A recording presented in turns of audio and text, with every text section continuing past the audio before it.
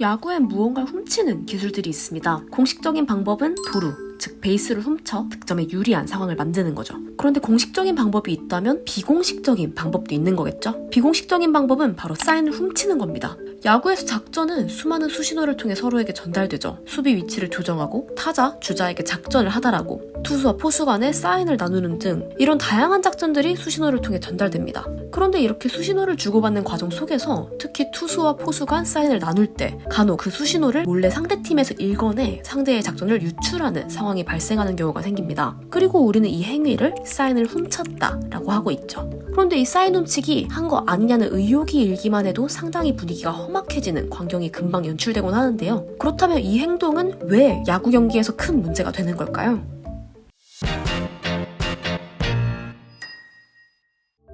물론 그냥 듣기만 해도 당연히 남의 작전을 훔쳤다는 건 좋지 않은 행위로 들리긴 합니다. 하지만 오늘은 구체적으로 이게 왜 문제가 되는지 살펴보려 합니다. 야구는 정말 단순하게 정의해보면 공을 던지고 치는 경기죠. 공을 똑바로 치지 못하게 하거나 그럼에도 불구하고 그 공을 완벽하게 쳐내거나 하는 게 이 스포츠의 가장 근간인 거죠. 그렇다면 만약 투수가 공을 어디로 어떤 구종으로 던질지 다 알고 있다면 어떻게 될까요? 말 그대로 공을 다 읽어낼 수 있겠죠. 물론 투수가 그 사인대로 정확하게 제구해서 던지지 못할 수는 있지만 대략적인 구종만 알더라도 타격 여부 혹은 타이밍을 잡기에 너무 수월해집니다. 그래서 사인 훔치기는 야구라는 스포츠의 가장 근본적인 경쟁 자체가 이루어질 수 없게 만드는 부정행위인 거죠. 이 사인 훔치기는 사실 우리나라보다는 MLB에서 여러 논란이 발생했었습니다. 큰 이슈가 됐던 대표적인 사건은 2017년 휴스턴 애스트로스 사건인데요. 이 당시 휴스턴은 카메라를 통해 포수의 사인을 보고 덕아웃에 쓰레기통을 치거나 1-1 pitch.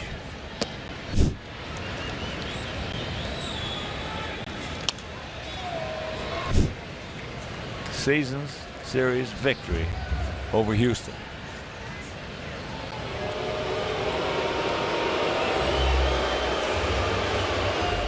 휘파람과 같은 방식으로 타자에게 투수 구종에 대한 정보를 알려주었습니다. Get it off the plate. Make it look like a strike away.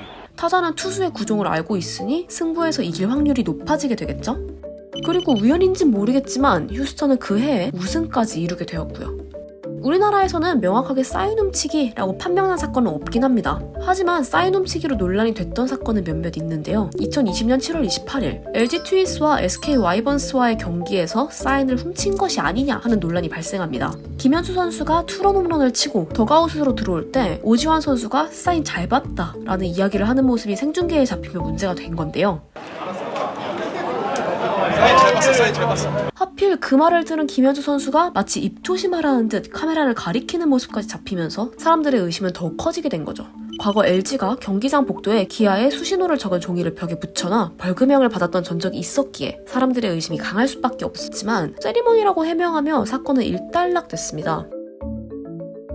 올해에도 사인 훔치기 논란은 발생했었는데요. 5월 3일 삼성 라이온즈와 롯데 자이언츠의 경기 도중 2루주자 이재현 선수가 유니폼 바지를 만지는 장면을 보고 롯데 자이언츠 3루수 정훈 선수가 사인 훔치기가 아니냐며 항의해 경기가 잠시 중단된 겁니다. 삼성 라이온즈의 강민호 선수를 비롯한 여러 선수들이 아니라며 강력하게 의견을 표해 사건은 일단락되었지만 사인 훔치기를 선수들이 얼마나 심각하게 느끼는지를 단적으로 느낄 수 있는 사건이었죠. 양측 선수들의 입장이 다 이해가 가기도 했고요.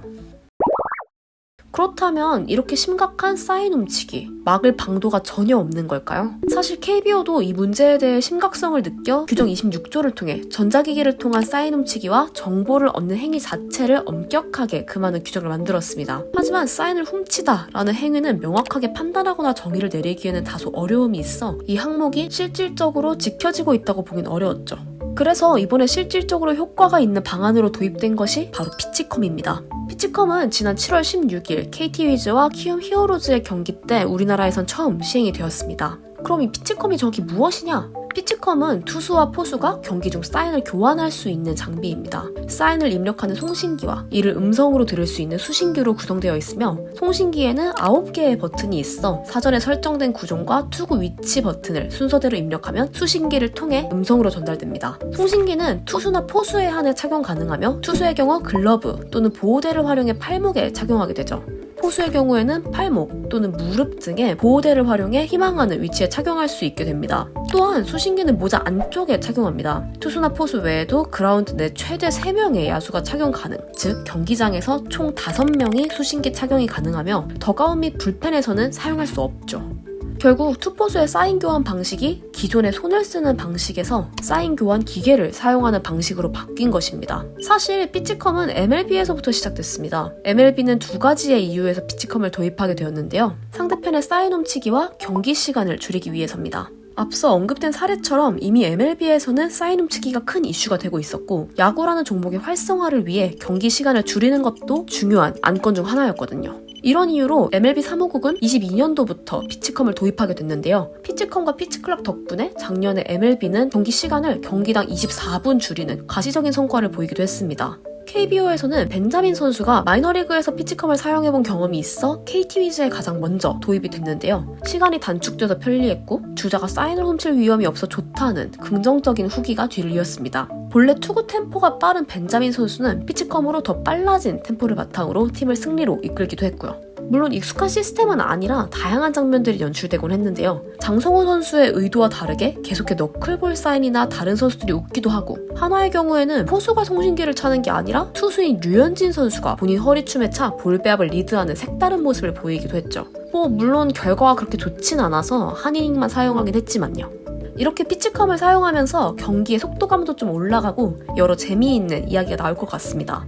물론 우려되는 상황들도 있습니다. 우선 기기 수급에 문제가 있는데요. 우리나라는 시즌 초부터 도입하고자 했지만 우리나라에는 피치컴을 만드는 회사가 존재하지 않아 그 도입부터 늦어진 상황인데요. 일단 MLB에 피치컴을 납품하는 제작사의 것을 수입해와서 후반기부터 적용하고 있는 실정입니다. 그 과정도 꽤나 복잡했고요. 뿐만 아니라 기계 자체에 대한 우려가 있는데요. 기계이기에 오류가 날 수도 있고 비에 젖으면 고장이 날 수도 있어 이런 사항들이 변수로 작용할 수 있는 거죠. 올해는 특히 정말 여러모로 변화가 많은 해죠. 제도부터 새로운 장비, 장치들이 가장 많이 도입되고 있는 격변의 한 해인 것 같습니다. 이런 변화 속에서 현장에서는 반발의 목소리가 들려오기도 하고 사용해보니 좋다라는 상반된 갖가지 평이 오가고 있는데요. 하지만 그 모든 변화의 근간에는 양질의 야구를 팬들에게 선보이고자 하는 마음이 있는 것은 변함없는 것 같습니다. 그렇기에 부족한 부분은 당연히 차차 수정, 보완해 나가야겠지만 아무런 변화를 꾀하지 않는 것보다는 훨씬 좋은 행보인 것은 명백한 것 같고요. 선수들도 여러 가지 제도와 장비들을 적응하느라 낯설고 바쁘겠지만 빠르게 적응해서 좋은 퍼포먼스를 보여주면 더 좋을 것 같습니다. 오늘 영상은 여기까지입니다. 여러분은 피치컴 도입을 어떻게 생각하시나요? 여러분의 생각을 댓글로 자유롭게 적어주세요. 다음 시간엔 더 재밌는 야구 이야기로 돌아오겠습니다.